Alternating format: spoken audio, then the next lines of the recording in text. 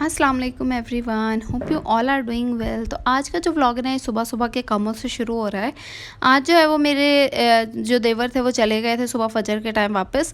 तो बस सुबह उठ के मैंने जो है वो रूम शूम सारा सेट किया, सबके चारपाइयाँ वगैरह निकाली बाहर, अपना रूम जो है वो वापस सारी चीज़ें वगैरह सेट की। और सेट करने के साथ ही जो है वो मैंने अपने बाल वगैरह सारे ना कॉम्ब कर लिए थे। अच्छा, रूम जो है वो सुबह उठ के सेट करना ना मेरी एक साइकी है। अगर मेरा रूम सेट नहीं होता ना सुबह उठते ही, तो बस फिर मेरा सर दुखने लग जाता है। फिर बस रूम वगैरह मैंने सेट किया, मीरब को नहलाया, उसे नहला के तो फिर मैं उसके दादा दादी को पकड़ा देती हूँ। उसके बाद फिर मैं आ गई थी रूम में। मैंने आके रूम की सारी डस्टिंग वगैरह, जो कि रोज़ सुबह उठते ही मैं कर लेती हूँ, क्योंकि मुझे पता होता है बाद में सारा दिन मुझे टाइम नहीं मिलना और 100 काम होते हैं। तो इसलिए सुबह नाश्ते से पहले ही मैं अपनी रूम की डस्टिंग करके सारा काम करके ही रूम से निकलती हूँ। और ये जो शीशे हैं ना, इन्हें तो डेली मैं लाजमी अच्छी तरह से एक दफ़ा गीले कपड़े से साफ़ करती हूँ। और बाकी डस्टिंग जो है ना, वो मैं 15 वीक बाद जो है वो स्प्रे के साथ कर लेती, 15 दिन बाद स्प्रे के साथ कर लेती हूँ।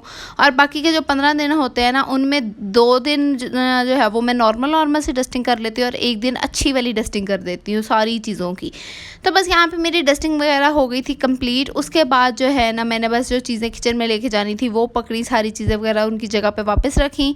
और फिर बस मैं किचन में जाने के लिए हो गई थी रेडी। यहाँ पे मीरब की जो चीज़ें थी इधर उधर सेट गिरी हुई वो उठाई हैं, टॉवल्स वगैरह बाहर हैंग किए हैं। और उसके बाद ना अभी गैस आने में टाइम था, तो मैंने किया पानी गर्म और मैंने सोचा कि ना मीरब के कपड़े भिगो के रख देती हूँ, क्योंकि ना मेरे हाथ बहुत ज़्यादा दुखते हैं और मुझसे मल मल के कपड़े नहीं धोए जाते। तो इसलिए मैंने पानी गर्म करके उसमें थोड़ी देर के लिए भिगो दिए थे, फिर अच्छे से साफ़ हो गए थे। ये रेड ड्रेस और जो मस्टर्ड ड्रेस है ना, इनका मुझे डर था कि कलर ना निकला, इसलिए मैंने इन्हें साइड पे रख दिया और बाकी के सारे कपड़े मैंने भिगो के रख दिए थे।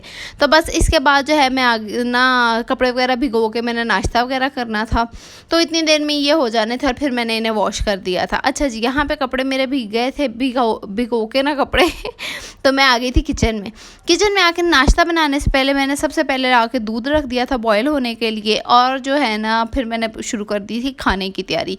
ये वैसे तो मेरा एक बहुत छोटा सा व्लॉग है, लेकिन बहुत हेक्टिक डे का व्लॉग है। कभी कभी ऐसा होता है ना कि इंसान के डेज इतने हेक्टिक हो जाते हैं कि उसमें वो व्लॉग करना भी भूल जाता है। तो बस मेरे साथ कल कुछ ऐसा ही हुआ था। तो यहाँ पे जो मूंग और मसूर की दाल बननी थी वो भिगो के रखी हुई थी सुबह से।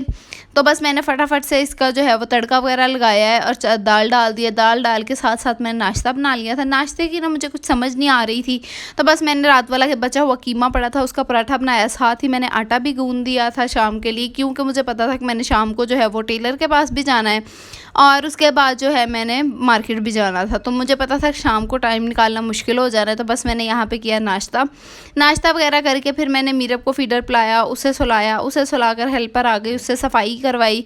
और इतने में ही जी मेरी मदर इन लॉ के हाथ पे इतना बुरा कट लग गया था, इतना बुरा कट उनकी ना जैसे तकरीबन हाफ साइड से उंगली जैसे उतर जाती, उस तरह से बहुत बुरा कट लगा था। खैर उनके पट्टी वगैरह की है, हेल्पर अभी सफाई करके गई ही थी कि बारिश आ गई। फिर दोबारा से हल्की हल्की सफाई की और यहाँ पे देखे शाम हो गई थी। मैंने मीरब को दोबारा सुलाया और फिर मैं हो गई थी रेडी जाने के लिए टेलर के पास। और ये देखें, ये टेलर के पास जाने का रास्ता है और ये वो रास्ता है जो कि ये हमारे ना घर के पास ये एक कॉलेज है, गवर्नमेंट कॉलेज, उनकी मस्जिद में उनकी रिहाइश है। तो वहाँ पे गए थे और यहाँ पे जाके यार बचपन की सारी यादें ताज़ा हो गई थी। मुझे इतना अच्छा लग रहा था, मेरा तो वापस आने का दिल ही नहीं कर रहा था। मतलब ये वही जगह है जहाँ पे हम लोग बचपन में फिरते थे। हमारी बचपन की इतनी यादें, इतनी पिक्चर्स हैं। और यहाँ पे मैं तकरीबन कह लो कि अपने मैट्रिक के बाद ना अब गई हूँ। कोई 10-12 साल तो तकरीबन होने वाले ही होंगे मुझे मैट्रिक किए हुए तो बस यहाँ पे देख लें। तो यहाँ पे उसके बाद I am obsessed with flowers. तो मैंने अपने भाई से कहा भाई मुझे एक फ्लावर तोड़ दो, उसने मुझे एक फ्लावर तोड़ के दिया। उसके बाद जी बस हम लोग आ गए थे वापस कपड़े वगैरह देकर। और कपड़े वगैरह देकर वापस आने के बाद मुझे जाना था बाज़ार, क्योंकि मेरे एक ड्रेस की जो कल लेस रह गई थी ना, वो मुझे बड़ा ही तंग कर रही थी। मेरे दिमाग में ना ऐसा सवार थी कि मैं इसकी लेस ले आऊँ।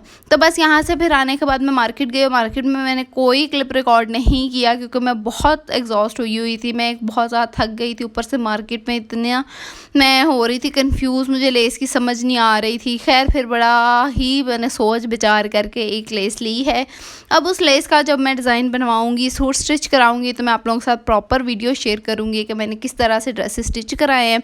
तो बस आप लोग भी मुझे फिर आइडियाज़ दीजिएगा और बताइएगा किस तरह के ड्रेसेस स्टिच हुए हैं। और यहाँ पे बस मैं ये सारा जो है ना, मैंने हाथ में मोबाइल पकड़ा हुआ था और बस मैं चलती जा रही थी ताकि ये एक मेमोरेबल सा मेरे पास क्लिप जो है ना वो रिकॉर्ड हो जाए कि इतने अरसे के बाद मैं उस जगह पे गई हूँ जहाँ पे सारा बचपन हमारा गुजरा है। बस वहाँ से बाज़ार से फिर मैं आई वापस, आके जो है वो रोटियाँ वगैरह बनाई, सबको खाना शाना दिया, किचन का काम किया और फिर ना हमारे देसी घी बनाना था तो वो पड़ा था। वो बनाते बनाते बीच में मीरब रोने लगी, मैं जाके उसे देखने लगी और देसी घी जो है वो थोड़ा सा ज़्यादा पक गया। लेकिन एंड टाइम पे मुझे याद आ गया तो घी की तो बचत हो गई, लेकिन ये जो पैन था ना इसका बेचारे का बड़ा बुरा हाल हो गया। ये मुझे बार बार पानी डाल डाल के चूल्हे पे रख के गर्म कर करके मुझे साफ़ करना पड़ा। मेरी तो बाजुओं की बस हो गई। तो बस ये था आज का मेरा बिजी सा और छोटा सा व्लॉग, क्योंकि इतनी बिजी रूटीन में ना व्लॉग करने का याद भी नहीं रहता और टाइम भी नहीं मिलता। तो बस मेरे व्लॉग को लाइक लाजमी कीजिएगा। मिलते हैं नेक्स्ट वीडियो में। अल्लाह हाफिज़।